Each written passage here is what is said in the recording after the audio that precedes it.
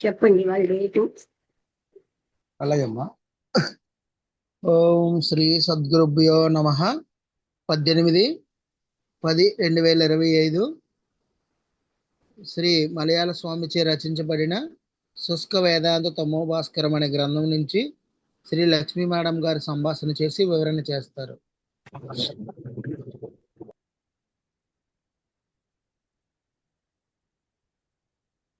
వేదాంత ఇది 368 వచ్చేది. నమస్తే మేడం గారు. నమస్తే. ఇవాళ శుష్క వేదాంత తమో భాస్కరు. అలాగే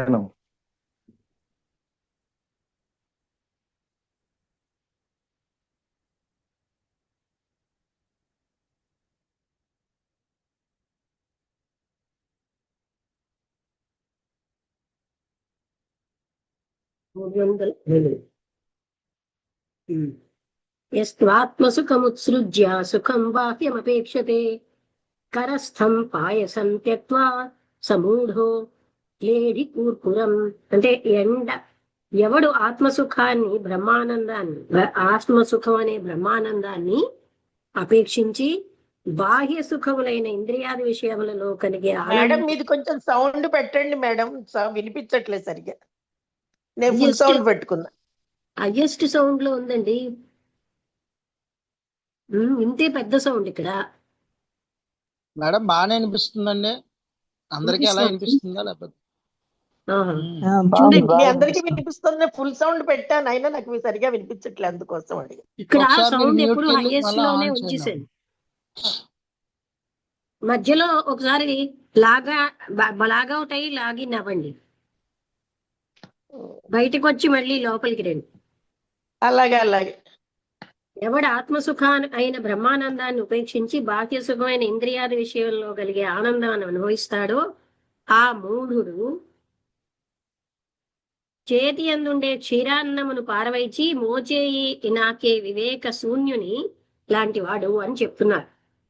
యత్కించిదపి సంకల్ప్య సరో దుఃఖే నిమజ్జతి నరో దుఃఖే నిమజ్జతి. ఇప్పుడు బాగుంది మేడం, ఓకే. నకించిదపి సంకల్ప్య సుఖమక్షయమశ్నుతే. నరుడు కొంచెమైనా సంకల్పం చేస్తే నిశ్చయముగా దుఃఖసాగరంలో మునుగుతాడు. సంకల్పము సమూలముగా నాశనము చేసి నిస్సంకల్పుడైతే అక్షయమైన శాశ్వత మోక్షాన్ని పొందగలడు. అదే ఆ థియోసఫికల్ సొసైటీలో నేనేమోని మానవ జీవిత లక్ష్యం అనే దాంట్లో కూడా లేసమంత విషయ వాసనలున్నా అంటే మనిషి పడిపోతాడు అని చెప్పారు. అందుకని అంటే వెంట్రుక వాసంత ఉన్న పరమ గురువు పదవికి వచ్చి మళ్ళీ పడిపోతాడు. అందుకని ఇక్కడ అదే చెప్తున్నారు. అంటే కొంచెమైనా విషయ సంకల్పం చేస్తే ఆయన దుఃఖసాగరంలో కొంచెమే కదా అని అనుకోవడానికి లేదు. అలా కాకుండా సంకల్పం సమూలంగా నాశనం చేసి నిస్సంకల్పుడైనచో, అంటే ఇది అవి పొందాలి ఈ ప్రాపంచిక విషయాల్లో ఏమాత్రం లేకపోతేనే శాశ్వత మోక్షాన్ని పొందగలడు. భూవేశ్వర్య ప్రసక్తానాం తయాపహృత చేతసాం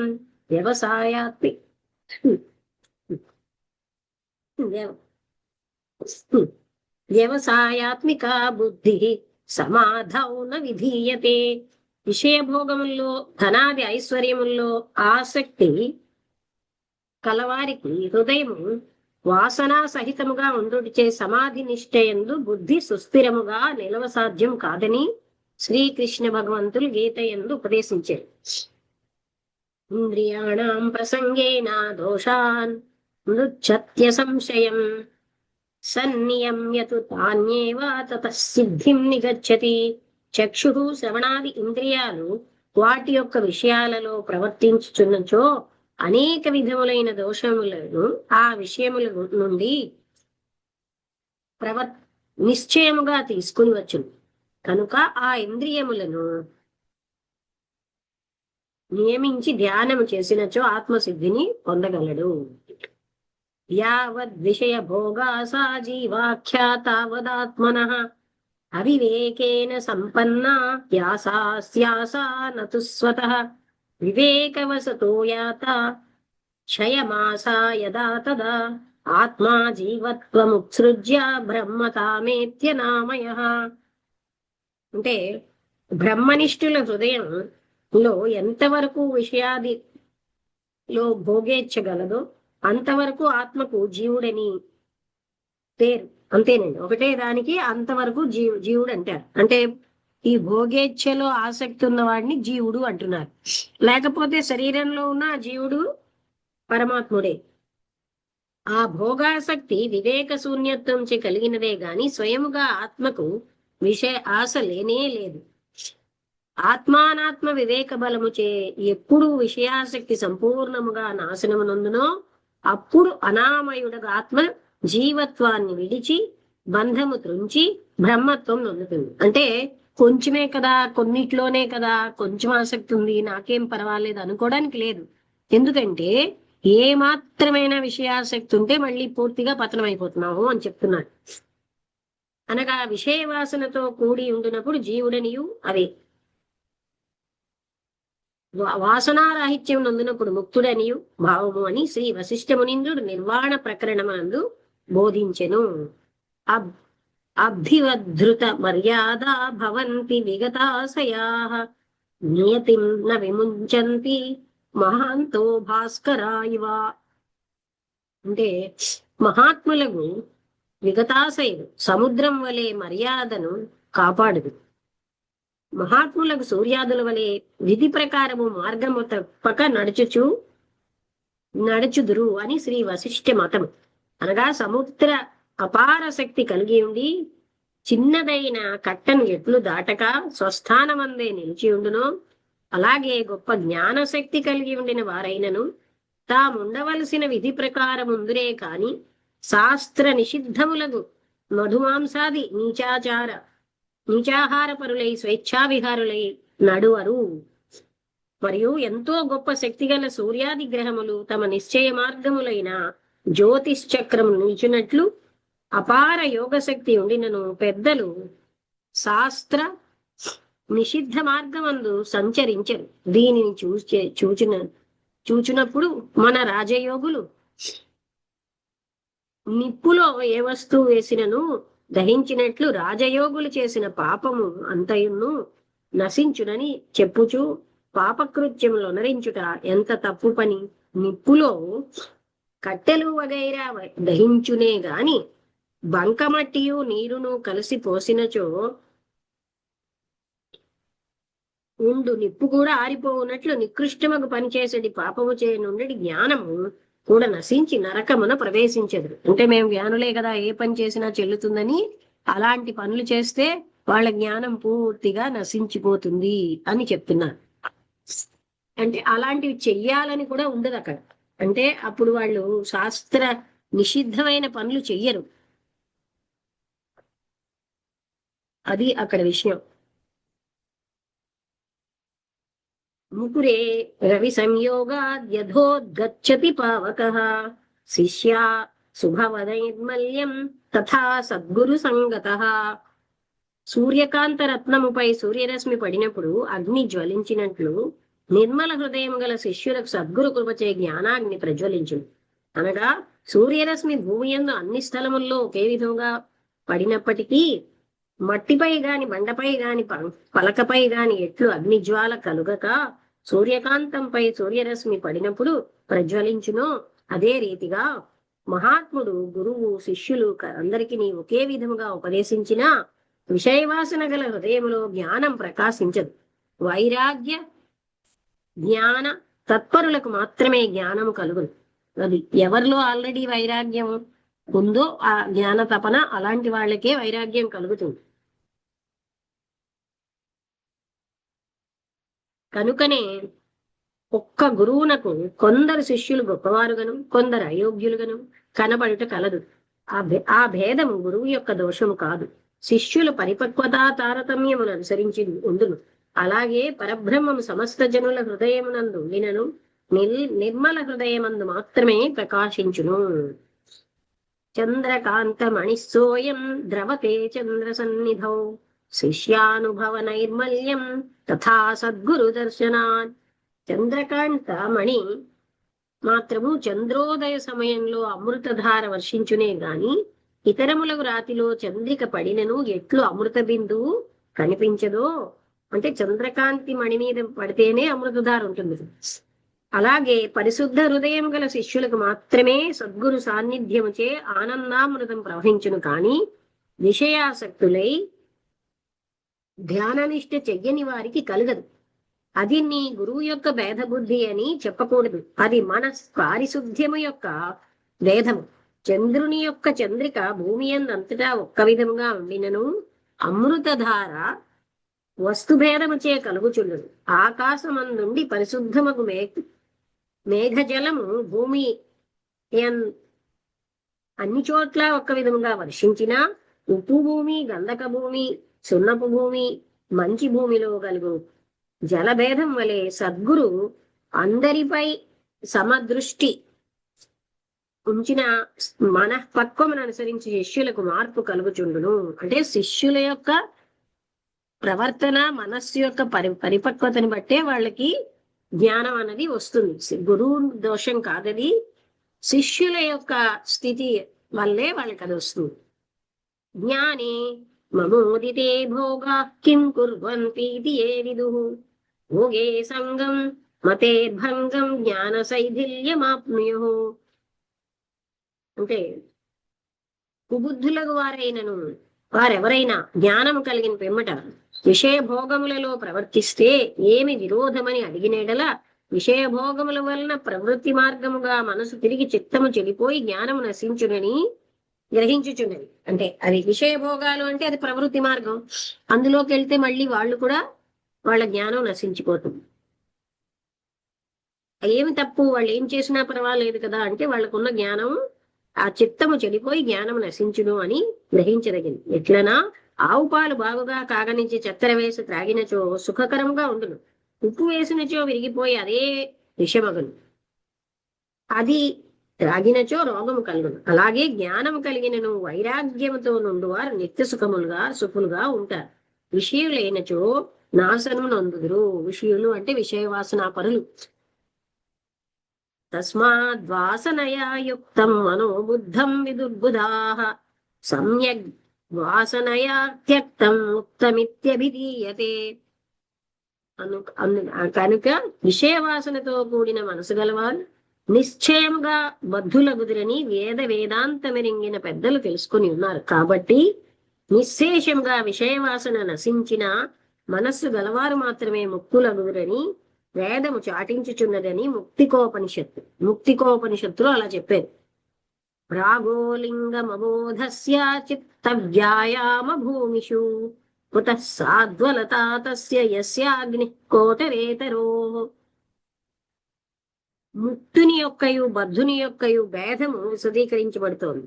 బ్రహ్మబోధ కలగని వాని మనస్సు విషయభోగములో ప్రీతితో కూడి విషయానందముచే సంతోషభరితమై ఉండును. బ్రహ్మబోధచే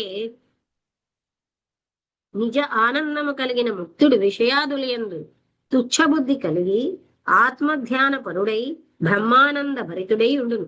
దృష్టాంతమేమనా, నిండా ముదిరిన మ్రాను యొక్క త్వరలో నిప్పు మండుచూ ఉండగా ఆ వృక్షమున ఎలాగున ఫలపల్లవ పుష్పాదులుండవో అలాగే వైరాగ్యముతో పరిపక్వమైన హృదయమున జ్ఞానాగ్ని మండుచుండగా ఇంద్రియాది విషయ భోగములైన కామ పుష్ప పల్లవాదులు ఎట్లుండును విచారమాల విచారింపుడని చెప్పుచున్నది. అంటే ఎప్పుడైతే వాళ్ళకంత వైరాగ్యంతో పరిపక్వం అయిపోయారో ఇంకా వాళ్ళు విషయవాసనలోకి ఎలా వెళ్తారు? తపోదానాది నష్టాఘో నీరాగో హృది శీతల భోగానాం వాసనాం హిత్వా ముముక్షు బహుభాగ్యవాన్. అంటే తపోదానాది ధ్యానయోగములచే శమించిన పాపము గలవాడు, విషయరాగము లేనివాడు, హృదయంలో చల్లదనం గలవాడు, సమస్త విషయ భోగవాసనలు వివేక బలముచే పారతోలినవాడు ముముక్షువు ఎవడైనా ఉండినచో ఆ పుణ్యాత్ముడు మహాభాగ్యవంతుడు. అందుకే చాలా హాయిగా ఆనందంగా ఉంటారు. ఏ సంబంధం లేకుండా ఏదైనా తగ్గినా వచ్చినా వాళ్ళు ఏమీ చలించరు. అవినాశినమాత్మాన మపారమజరాద్వయం జానతస్థే జగత్శక్తి నోచితా శృణుత త్వతః. అవినాశి అయి అద్వయమై అజరుడై అపార సుఖ రూపి అయిన ఆత్మను అనుభవమునకు తెచ్చిన మహనీయులకు జగములో నుండే విషయవాసనాది ఉండతగవు. దానిని బాగుగా వినుము. ఎట్లనా ఒక సంసారి ఇంటికి ఎరుకల కులమందుండు ఒక ఆడమనిషి ఉదయమున పోయి, అమ్మా నేను ఆకలి కోరవజాలను, నాకు మీ చందన్నం పెట్టుడు, మీకు ఆకలి లేక ఉండునట్లు రాజయోగుల యొక్క ఒక మూలికి ఇచ్చేదను అని చెప్పినట్లున్నది. అంటే మీకు ఆకలి లేక ఉండేటట్టుగా ఒక మూలికి ఇస్తాను, నాకు మాత్రం ఇంత అన్నం పెట్టండి అని అడిగింది అని చెప్పినట్లున్నది. దురాచారులకు కొందరు రాజయోగుల యొక్క ఇప్పటి స్థితి అనగా వారు విషయలోలురై ఉండియు ఇతరులకు సంసారులకు పరిపూర్ణము బోధించుదురనుట. అది యావదాత్మానలబ్ధోయం శుద్ధో జ్ఞానం చ నోదితం మలినే విషయే రాగస్థావదజ్ఞానినో భవేత్. ఎంతకాలం వరకు పరిశుద్ధమైన ఆత్మస్వరూపం లభ్యపడదో అంతవరకు శుద్ధమైన బ్రహ్మజ్ఞానం ఉదయింపదు. ఎంత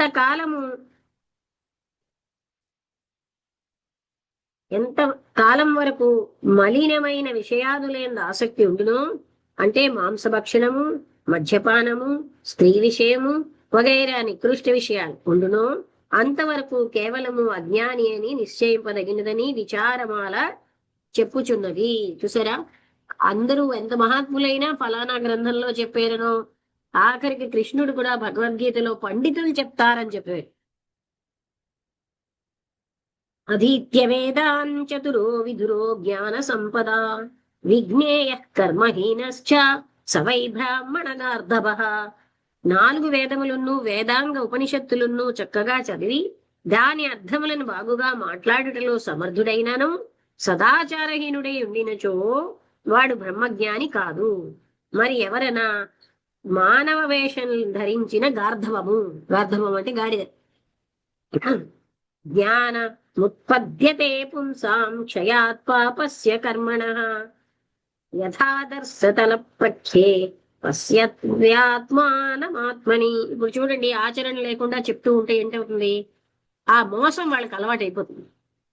అందువల్ల వాళ్ళు ఏనాడు కూడా ఆ పరిశుద్ధ స్థితిని పొందలేరు. మానవులకు పాపము నిశ్శేషముగా నశించినప్పుడే జ్ఞానోదయం కలుగుతుంది.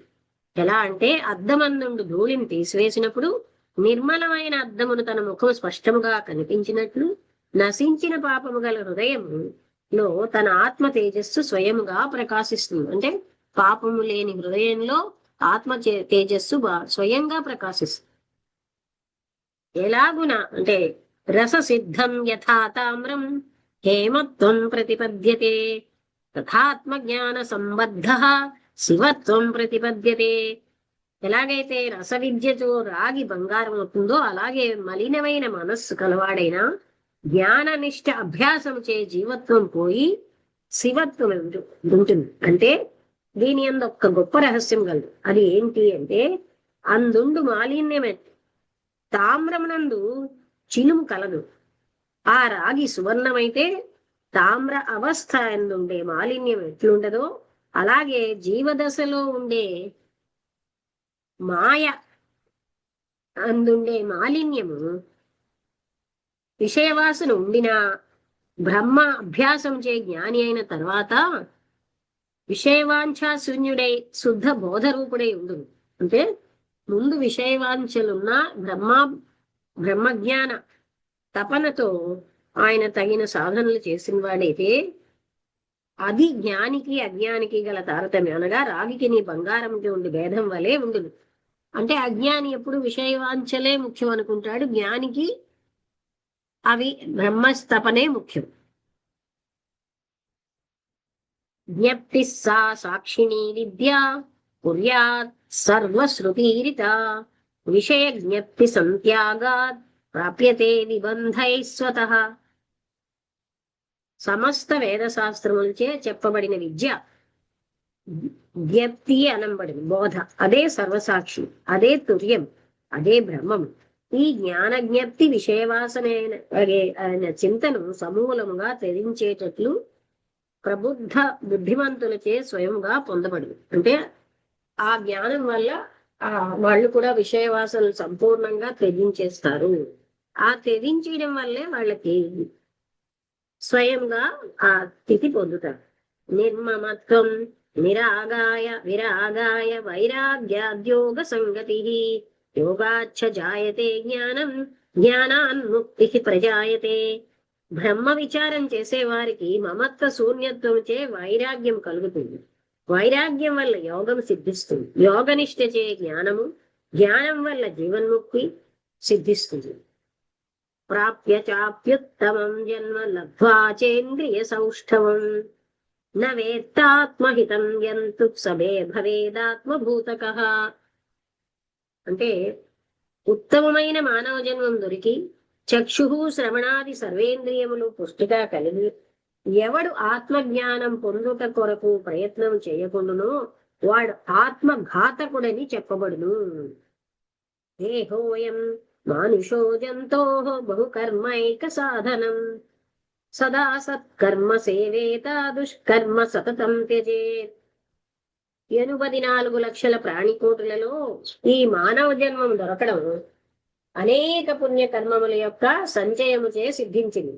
ఈ జన్మము పుణ్యకార్యములను చేయుట కొరకు భగవంతుడిచ్చెను కనుక సర్వదా పుణ్యకర్మములను చేసి కడతేరుటకు ఇది మంచి తరుణం. పాపకర్మ విషయమై తలంచుట కూడా గొప్ప దోషము అని చెప్తున్నారు.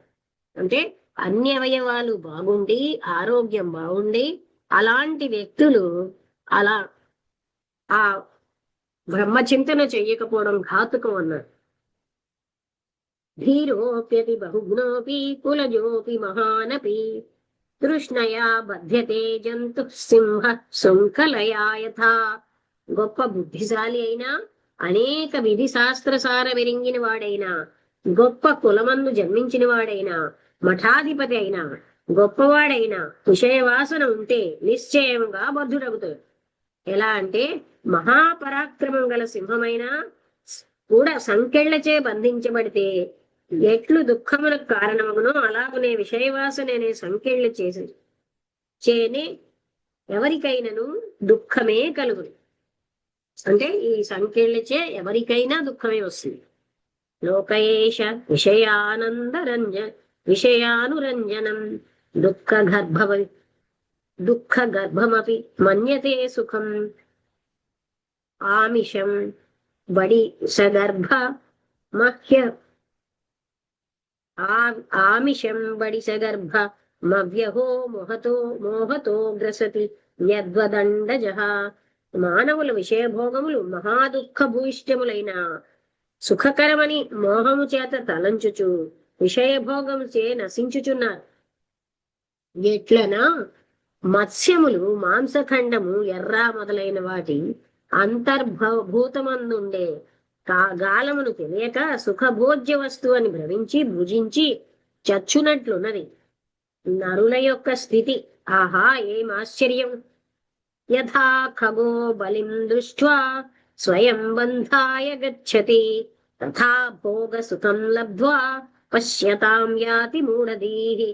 ఎలాగైతే బోయవాడు వలయందుంచిన బలిని అనగా పక్షుల పట్టుటకు తగు తిండి వస్తువు చూచి పక్షులు భ్రమించి బంధములో చిక్కి నశించునో అలాగే వివేకశూన్యుడి విషయభోగములో ఉండే విషమ స్థితి తెలియక సంసారపు వలలో చిక్కుబడుచున్నాడు. ఇది ఇప్పుడు ప్రత్యక్షానుభవము. కొందరు విరక్తులయుండి గృహస్థుల ఇండ్లలో భోజన సుఖము చూచి నిలిచిపోవటచే చెడిపోచున్నారు. స్వాతంత్ర్యాత్ సుఖమాప్నోతి స్వాతంత్ర్యాల్లభతే వరం స్వాతంత్ర్యాన్ నివృత్తిం గచ్చేత్. స్వాతంత్ర్యాత్ లభ్యతే పరం స్వాతంత్ర్యాన్ నిర్వృతిం గచ్చేత్ స్వాతంత్ర్యాత్ పరమం పదం. పరులకు అధీనులుగాక స్వతంత్రులై ఉండు వారు నిత్య సుఖమునొందుదురు. స్వాతంత్ర్యం వలన పరమపదము లభిస్తుంది. స్వాతంత్ర్యం చే నిర్వాణం పొందుతారు. అనగా భోజన సుఖాదులను చూచి ముముక్షువులు పరుల అధీనుల మందు ఉండరాదని అష్టావక్రముని ఇంద్రుడు నుడివెను. అనగా మహాత్ములకు గురువులు సేవ చేయక తిరిగినచో చెడిపో ఇచ్చిన భోజన సుఖము నాశించి సంసార ఇంటిలో నుండరాదని భావము. మరియు దీని గూఢార్థము ఇంద్రియాదులకు లోబడక స్వస్వరూపము వందు స్వతంత్రుడై ఉండవలనని భావం. చిలుకను పంజరమందుంచి పండ్లు, తేనె, పాలు, శర్కరాదులు ఇచ్చినా వానికి సుఖము లేదు. వానికి స్వేచ్ఛగా ఆకాశమందు విహరించి ఆకులు గాని నీరు గాని దొరికితే పరమానందం. అలాగే నిజమైన బ్రహ్మనిష్ఠులకి పరులకు వశపడి ఉండి పాలు, పండ్లు, ఫలాహారాదులు దండిగా దొరికినా సుఖం ఉండదు.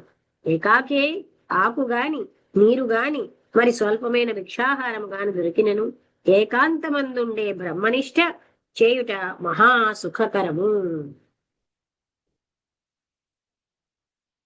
సుఖార్థిన కుతో విద్యా కుతో విద్యార్థిస్ న సుఖం సుఖార్థీ వా త్యజేద్ విద్యాం విద్యార్థీ వా త్యజేత్ సుఖం. ఇంద్రియాది విషయములతో సుఖాభిలాష గలవారికి విద్య జ్ఞానం ఎక్కడిది? విద్యాభిలాష గలవారికి సుఖం ఎక్కడిది? సుఖాభిలాష అయితే విద్యను అభ్యసింపకుండా ఉండడం మేలు. లేక విద్యార్థి అయి గొప్ప స్థితి కలగవలనని వివేకముండినచో ఇంద్రియాది సుఖములను విడవదగినది అని శ్రీ వ్యాస వచనం. త్యక్త సంగో జిత క్రోధో అగ్వాహారో జితేంద్రియ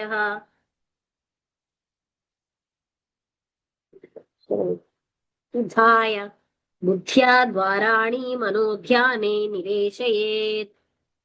అంటే బ్రహ్మ విచారము చేయవాడు సంగరహితుడై జిత క్రోధుడై అల్పాహారము కలవాడై ఇంద్రియములను స్వాధీనం పరుచుకున్నవాడై ఉండి సర్వేంద్రియ వృత్తులను వివేక బుద్ధిచే నిరోధించి మనస్సును అంతర్ముఖము చేసి ధ్యానము చేయవలను. త్యాజ దుర్జన సంసర్గం భజ సాధు సమాగమం కురు పుణ్యమహోత్రాత్రం స్మర నిత్యమనిత్యతాం. మధ్యమాంసములు గంజాయి వగైరా నీచాచారము గల దుర్జనుల సాంగత్యము విడచి సమదమాది జీవకారుణ్యములు కలిగి జితేంద్రియులకు సాధువులతో సంసర్గము చేయవలేదు.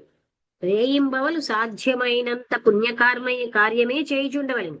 సర్వదా ఈ పుత్రమిత్ర కళత్ర గేహాది సమస్త వస్తువులు అశాశ్వతమని మరొక ఉండవలను. ఎందుకిట్లు చెప్పినదనగా తపోధ్యాన నిష్ఠాదులు చేయు వారిని భంగపరచుటకై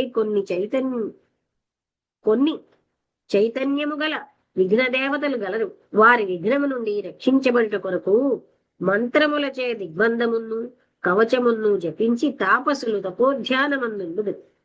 ఆ విఘ్న దేవతలతో ఇప్పుడు కొందరు స్థూలమగు మానవ దేహములను ధరించి ఉన్నారు. వారెవరనా నీచాచార పరులై పుణ్యకర్మములను చేయు వారిని కూడా చెయ్యకుండునట్లు చేయుచు రాజయోగులమని చెప్పువారు. వీరు పరిశుద్ధమగు నిర్మలాచారముతో కూడి పరబ్రహ్మ ధ్యానము చేయు వారిని చెరచుటకై సంచరించుచుందురు. కనుక ముముక్షువులు నిండా జాగరూకులై ఉండవలసిన కాలమిది. వీరు పుణ్యకార్యములన్నింటినీ నిషేధము చేయదు. మధ్య మాంస భోజన ప్రియులై ఉందరు. ఇంద్రియములు వాటి వాటి పని చేగాని తాను ఏమియో చేయువాడు కాదని బోధించి నికృష్ట కృత్యములు గుప్తముగా చేయుదురు.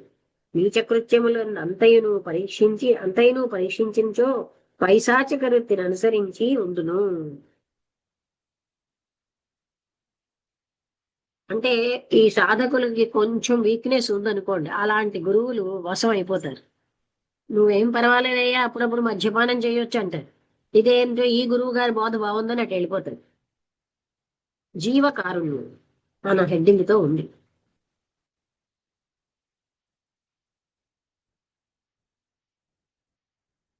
మద్యపాన రతోదైత్య అంటే సురాపాన రతులు మనుష్య రూపులకు అసురులనియు, మాంసాసీచాచర అంటే జంతువులను చంపి తినువారు మానవ రాక్షసులనియు నారాయణ స్మృతి గలదు. ఆహా, మనుజులకు తినుటకై సర్వేశ్వరుడు సారవంతమైన గోధుమలు వగైరా ఎన్నో ధాన్యములను, మధురమైన అనేక విధములైన పండ్లు, ఫలాహారాలు, మనోబలము, దేహబలము కూడా కలిగించడి ఉర్లిగడ్డ వగైరా ఎన్నో విధముల గడ్డలున్ను, కందిపప్పు వగైరా బుద్ధి గొప్పదిగా చేయు అనేక విధములకు పప్పు వగైరాలను సృజించి ఉండగా, వీటినన్నింటినీ తిని మానవుల వలె నుండక జానెడు పొట్ట కొరకు ఎన్నో లక్షల జీవములను చంపి తినుట ఎంత క్రూరకృత్యము. పంది బురద మెచ్చు పన్నీరు మెచ్చునా.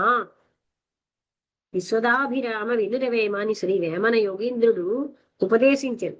పందిని అత్తరు, పన్నీరు, కస్తూరి మొదలగు వాట్చే అలంకరించినను దానికి దుర్గంధమైన బురదలో పొరలుట సంతోషం. అలాగే మన రాజయోగులలో కొందరికి అనేక విధములకు పిండి వంటలతో భోజనం పెట్టినను శిష్యులపై ప్రీతి లేదు. మాంసము లేనిచో అన్నము తృప్తి లేదు. క్రూర స్వభావము గల పులికి కూడా వారానికొక్కసారి ఒక జంతువు దొరికినచో మరల 10 రోజులు ఆహారం ఆవశ్యకము లేదు. మన రాజయోగులకు ఎన్ని జంతు హింసలు వారము లోపల జరుగుచున్నవి చూడుడు. అప్పుడు క్రూర జంతువుకు పెద్ద పులి గొప్పదా, రాజయోగి గొప్పవాడా విచారింపుడు. ఆహా, జంతువుల మెడలు కోయినప్పుడును మెడను విరిచినప్పుడును దాని యొక్క పరమ దుఃఖ ఘోర దీన రోదనమును కాలు చేతులతో తన్నుకలాడి గిరగిరా చుట్టూ తిరుగుటయు శుభో మహాభయంకరముగా నెత్తురు చిల్లుటయు గాక ఈలాగు భయంకర కృత్యము చూచినచో ఏ పాపాత్ముని హృదయమైనను కరగకుండునా. హా ఘోర కృత్యము. జీవి జీవి చంపి జీవికి వేయగా జీవి వలననేమి చిక్కియుండు. జీవహింసకులకు జిక్కునా మోక్షంబు విశ్వదాభిరామ వినురవేమ. ప్రాణరక్షకిలను పరమశివుని మీద ధ్యానము మొనరలేక తగిలిను నరుడు పుట్టి చచ్చుచుందు పుడమి లోపల పుట్టవద చదలుగాను వాడు చెందుమేమ. నొసలు భక్తుడైన నోరు తోడేలయ్యే మనసు భూతము వలె మలయుగాని. శివుని గనియ సన్న సిగ్గొటగాదుకో విశ్వదాభిరామ. శివుని కనియనన్న సిగ్గొటగాదుకో విశ్వదాభిరామ వినురవేమ. లలాట స్థలంలో పరమభక్తుని వలె విభూతి లేక నామము ధరించి ఉండి నోరు మాత్రము తోడేలు వలె జంతువుల పట్టి తినుటకై తెరచి పట్టుకొనియు మనసు పిశాచి వలె నీచకృత్యముల యందు సర్వదా సంచరించుచుండువాడు శివుని నెరింగి ఉండువారని చెప్పుటలో సిగ్గులేదా అని వేమన యోగీశ్వరుడు చెప్పారు.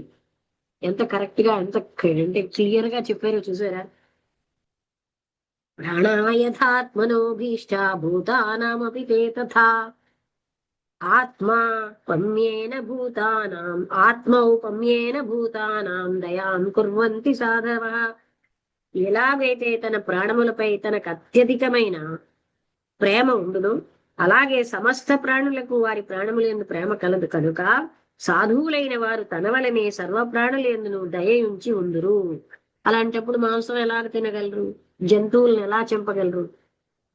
మాంసభక్షై సురాపానైర్మూర్ధేశ్చాక్షరవర్జితై పశుభిః పురుషాకారైర్భారాక్రాంతాస్తి మేదిని.